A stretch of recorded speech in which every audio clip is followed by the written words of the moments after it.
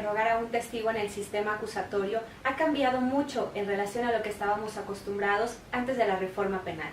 Hoy, interrogar a un testigo, ya sea en una audiencia de juicio oral o en cualquier otra audiencia, como por ejemplo buscando la no vinculación a proceso o inclusive un tema sobre la imposición de medidas cautelares, ha cambiado.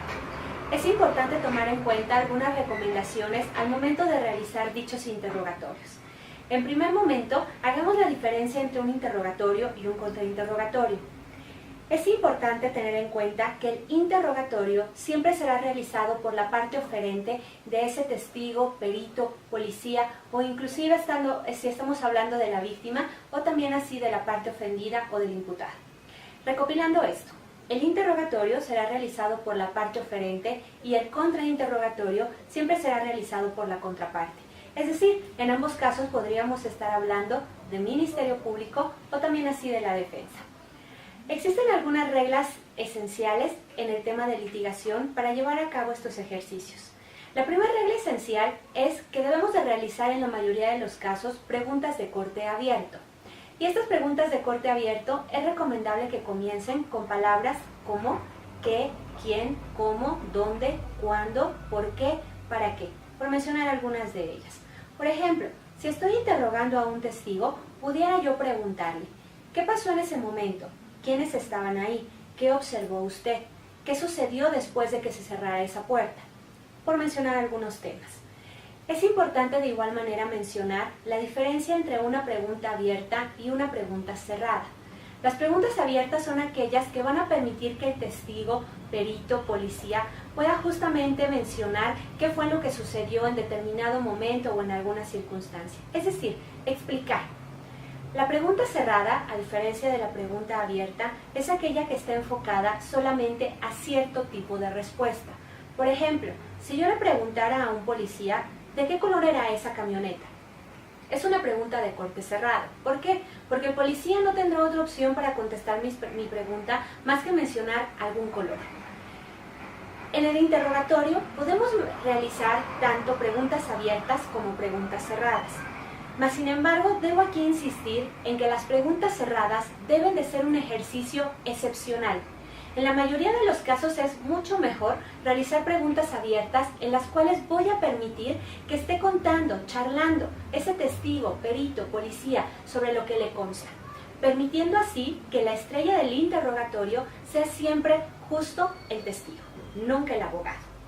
De igual manera, es importante mencionar aquí el tema de las preguntas sugestivas. Las preguntas sugestivas son aquellas que conllevan en la propia pregunta la respuesta. Volvamos a un ejemplo similar al que platicaba hace algunos momentos. Si en el mismo caso de ese vehículo, yo le preguntara al policía, ¿el vehículo o la camioneta que detuvo usted era de color blanco? Esa es una pregunta sugestiva. ¿Por qué? Porque en la propia pregunta yo le estoy dando la respuesta completa a ese policía. Esas preguntas de carácter sugestivo deben de evitarse en su totalidad en un interrogatorio.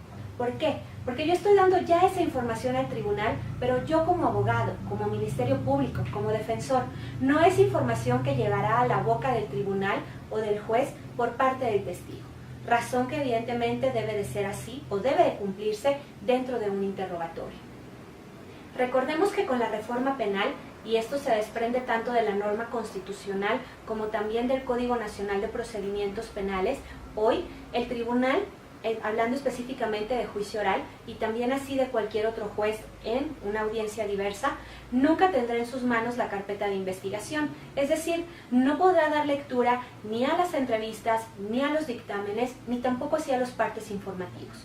Razón por la cual es muy importante que hoy tengamos muy claras estas técnicas de litigación para poder producir de una manera correcta la prueba dentro de cualquier audiencia que requiera esta situación, permitiendo de esta manera que la única forma de que tengan conocimiento de esta información los jueces sea justamente esta, que la audiencia esté aquí presente en el frente al tribunal, el Ministerio Público, la defensa, para interrogar y contrainterrogar a ese perito, policía, testigo, víctima, garantizando así el respeto a los principios rectores regulados dentro del artículo 20 constitucional.